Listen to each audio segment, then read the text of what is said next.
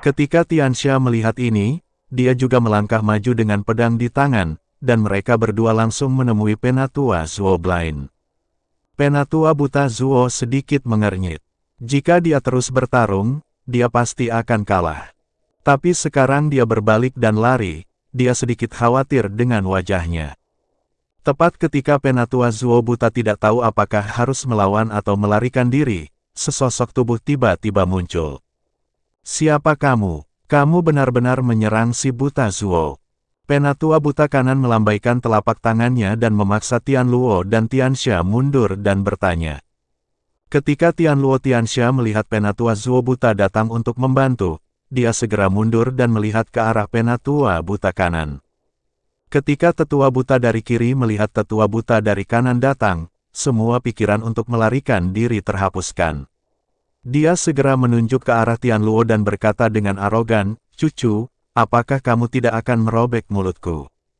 Kakek, diamlah di sini. Jika kamu memiliki kemampuan, datanglah. Ayo, ayo." Penatua Zuo Blind mengangkat jarinya ke arah Tianluo, dengan rasa provokasi yang kuat. "Blind Zuo, jangan selalu membuat masalah dengan kucing dan anjing." Wanita tertua menyuruhku untuk tidak membuat masalah. Penatua Buta di sebelah kanan sangat marah ketika dia melihat Penatua Buta di sebelah kiri. "Benar, orang buta, aku tidak membuat masalah apapun. Kedua cucu ini berasal dari aliansi penyegel iblis dan mereka melukai penjaga wanita tertua. Bisakah kamu mengampuni mereka?" kata Penatua Zuo Buta. "Apa, orang-orang dari Demon Ceiling Alliance? Persetan dia." Penatua Buta kanan itu melompat, mengambil pedang spiritual dari udara tipis, dan menyerang Tianxia dan Tianluo. Penatua Buta Zuo tersenyum dan bergegas maju. Tianxia dan Tianluo bingung. Dia tidak mengerti mengapa kedua orang ini sangat membenci aliansi penyegel iblis.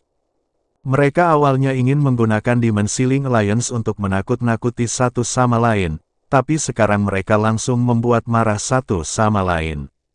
Melihat ini, Tianxia segera mengeluarkan slip giok yang menyampaikan pesan tersebut dan mulai memindahkan bala bantuan. Dia tahu kalau mereka berdua sama sekali bukan tandingannya. Tianluo Tianxia mundur saat bertarung, tidak ingin bertarung. Tapi Tetua Zuo yang buta dan Tetua kanan yang buta itu seperti plester kulit anjing, membungkus kedua orang itu dengan erat. Perkelahian berlanjut.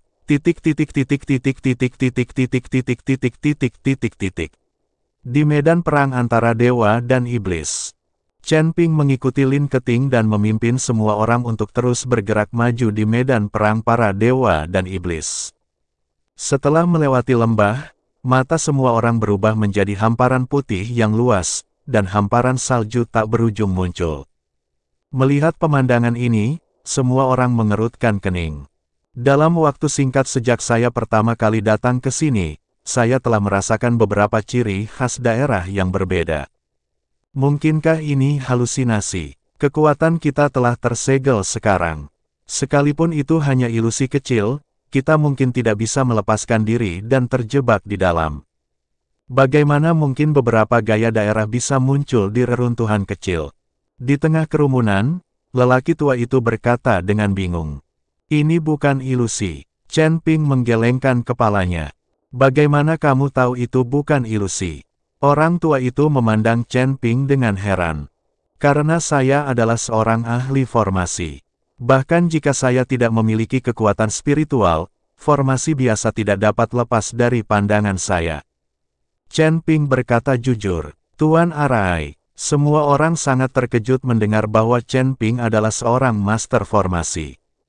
Lagi pula, di dunia para dewa dan manusia, penyihir formasi juga sangat langka. Lihat, ada jejak kaki di salju. Apakah ada yang pernah ke sini sejak lama? Saat ini, seseorang berteriak. Semua orang bergegas dan menemukan sederet jejak kaki di atas salju. Namun, diperkirakan sebagian jejak kaki tersebut sudah lama terkubur oleh salju. Jejak kakinya sudah tidak jelas lagi.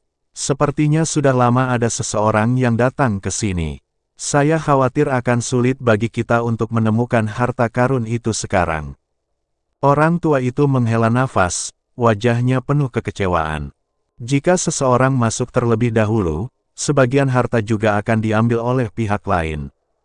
Ketika orang lain mendengar ini, mereka juga sangat kecewa. Itu belum tentu benar. Bukankah kita baru saja mendapatkan 3 senjata ajaib dari patung batu itu? Bahkan jika seseorang masuk, mustahil menemukan semua harta karun itu. Lin Keting dengan cepat menghiburnya. Nona Lin benar, bahkan jika seseorang masuk, tidak mungkin menemukan semua harta karun. Jangan berkecil hati. Chen Ping juga menyemangati semuanya. Ya, jangan berkecil hati. Kita semua ada di sini, jadi kita harus terus mencari. Seseorang menggemakan Chen Ping dan Lin Keting. Segera semangat juang semua orang pulih, dan kelompok itu menginjak salju dan melangkah ke padang salju yang luas. Karena mereka tidak memiliki kekuatan spiritual, semua orang berjalan sangat lambat di salju, dan itu sangat sulit. Namun bagi Chen Ping, hal itu tidak berdampak sama sekali. Angin dingin yang menggigit membuat banyak orang gemetar. Para biksu di alam kesengsaraan tidak memiliki cara untuk menahan hawa dingin yang parah. Tidak ada yang akan percaya jika mereka mengatakannya, tetapi di sini seperti ini. Kita sudah menjadi manusia biasa. Sulit sekali menahan angin dingin hanya dengan mengandalkan panas tubuh dan pakaian. Bahkan Zhu Qingxiu, seorang biksu Mahayana, melipat tangannya di depan dada dan tubuhnya sedikit gemetar. Pakailah. Chen Ping melepas mantelnya dan menyerahkannya kepada Zhu Qingxiu. Bahkan jika dia melepas pakaiannya, tubuh Chen Ping dapat menahan hawa dingin yang parah. Zhu Qingxiu melirik Chen Ping dan tidak menolak, malah mengambil pakaian itu dan memakainya. Aku tidak tahu, kamu cukup simpatik. Aku juga perempuan, kenapa kamu tidak memberiku sesuatu untuk dipakai? Lin Keting berjalan ke arah Chen Ping dan bertanya dengan bercanda. Chen Ping melirik Lin Keting, tersenyum tipis dan berkata, kamu tidak kedinginan. Jika kamu kedinginan, saya bisa memakai celanamu. Saat Chen Ping berbicara, dia sebenarnya ingin melepas celananya. Hentikan, siapa yang memakai celanamu? Tak tahu malu melepas celanamu di depan perempuan. Lin Keting memutar matanya ke arah Chen Ping, berbalik dan mempercepat. Chen Ping tersenyum ringan. Tentu saja dia tidak bisa melepas celananya, dia hanya menggoda Lin Keting. Lin Keting sangat kuat, dan kekuatan di belakangnya juga menakutkan, tetapi dia seperti kertas kosong dan jelas memiliki sedikit pengalaman dalam masyarakat. Setelah berjalan agak jauh, beberapa suara keras terdengar dari atas. Chen Ping mendongak dan menemukan 2 burung besar berputar-putar di langit. Kedua burung tersebut memiliki bulu berwarna putih, dan bagian atas kepalanya memang berwarna merah darah. Tangisan itu terdengar sedikit menakutkan, sedikit kasar, dan tidak enak didengar. Banyak orang yang menjadi gugup saat melihat kedua burung tersebut. Jika kedua burung ini menyerang mereka, akan berbahaya. Sekarang mereka adalah manusia biasa, siapa yang bisa menghadapi 2 burung besar ini? Semuanya, jangan terlalu gugup. Ini Baiyu. Jika kita tidak memprovokasi mereka, mereka tidak akan menyerang. Dan burung gagak bulu putih ini sangat ramah terhadap manusia. Yang perlu Anda lakukan hanyalah memberi mereka makanan. Kata Lin Keting. Chen Ping memandang Lin Keting dengan kebingungan di wajahnya. Dia tidak mengerti bagaimana Lin Keting mengetahui begitu banyak hal tentang medan perang antara dewa dan iblis. Memikirkan jejak kaki tadi, seseorang telah masuk sebelumnya. Mungkinkah Lin Keting pernah ke sini sebelumnya? Tetapi jika Anda pernah ke sini sekali, mengapa Anda ingin melakukannya lagi? Chen Ping sedikit bingung, tetapi pada saat ini Lin Keting mengeluarkan batu roh dan melemparkannya dengan keras. Kedua burung gagak bulu putih itu menjerit dan mulai memperebutkannya, dan kemudian seekor burung gagak bulu putih menelan batu roh itu dalam satu tegukan. Burung jenis ini benar-benar memakan batu spiritual. Chen Ping sangat terkejut. Lin Keting mengabaikan Chen Ping dan terus melemparkan batu spiritual ke udara. 2 burung gagak berbulu putih melayang di atas kepala Lin Keting sambil berteriak penuh semangat. Segera, Lin Keting tidak lagi melemparkan batu roh itu ke udara, tetapi melemparkannya langsung ke salju. Dua burung gagak berbulu putih pun mengepakkan sayapnya dan mendarat, lalu mematuk tanah. Lin Keting melangkah maju perlahan, lalu dengan lembut membelai bulu Bai Yu. Bai Yu bahkan tidak mengelak, dan memang sangat dekat dengan manusia. Ketika Chen Ping melihat ini, dia juga ingin menyentuh burung gagak bulu putih. Jangan menyentuhnya, kamu harus memberi mereka batu spiritual sebelum menyentuhnya, jika tidak mereka akan mengira kamu adalah penyerang. Lin Keting mengingatkan Chen Ping. Chen Ping berhenti sebentar, tapi dia tidak memberi Bai Yu batu roh, tapi terus mendekati Bai Yu. Melihat Chen Ping tidak mendengarkannya, Lin Keting berkata dengan marah, "Kalian, jika kamu masih tidak mendengarkan setelah saya ingatkan, Bai Yu akan menyerangmu nanti, jangan menangis." Chen Ping hanya tersenyum, lalu terus mendekati burung gagak bulu putih itu. Ketika mereka hanya berjarak beberapa meter dari gagak berbulu putih, kedua gagak berbulu putih itu menjadi waspada dan menatap Chen Ping saat mereka mendekat, mereka hendak menyerang. Lin Keting menonton dari pinggir lapangan, dia ingin melihat Chen Ping diserang oleh Bai Yu. Tapi saat Chen Ping semakin dekat dengan gagak bulu putih, aura garis keturunan naga di tubuhnya mulai keluar perlahan.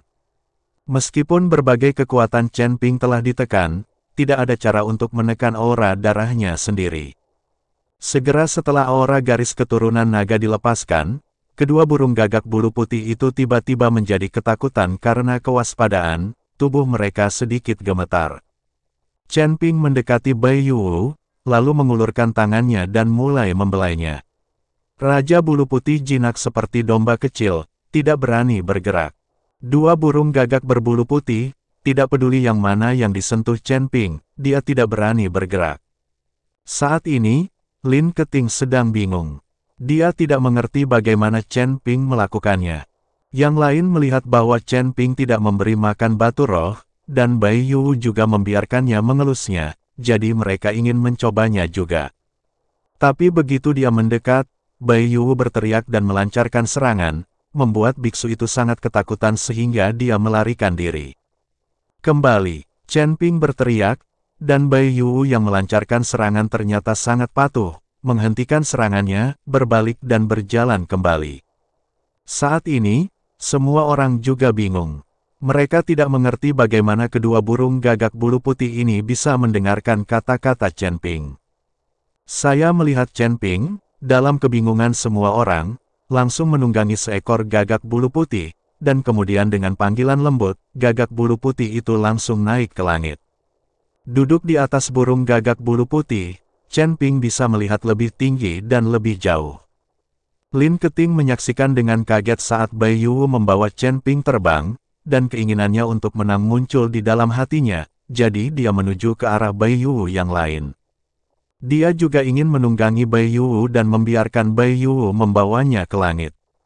Namun Lin Keting mencoba beberapa kali, namun ditolak oleh Bai Yu. "Kamu burung besar, aku memberimu begitu banyak batu spiritual, mengapa kamu hanya membiarkan aku mengelusnya dan tidak membiarkan aku menungganginya?" Lin Keting menatap Bai Yu dengan marah dan berteriak. "Biarkan dia naik." Chen Ping berteriak pada Bai Yu di udara. Mendengar teriakan Chen Ping, Bai Yu perlahan berbaring dan membiarkan Lin Keting menungganginya. Dua burung gagak berbulu putih, membawa Chen Ping dan Lin Keting, melayang di udara. Semua orang menunduk karena iri. Jika tidak ada kekuatan yang ditekan, mereka semua bisa terbang di udara, dan itu tidak perlu membuat iri. Namun, di medan pertempuran antara dewa dan iblis ini, kekuatan semua orang ditekan. Belum lagi terbang, bahkan berjalan dalam waktu lama pun membuat mereka lelah. Lin Keting duduk di atas Bai Yu, memandang Chen Ping dan bertanya, "Ada apa denganmu? Mengapa Bai Yu mendengarkanmu?" "Bagaimana aku tahu? Mungkin karena dia melihatku semakin dekat." Chen Ping kemudian menjawab, mustahil baginya untuk memberitahu Lin Keting tentang garis keturunan naganya. Omong kosong. Lin Keting memutar matanya ke arah Chen Ping.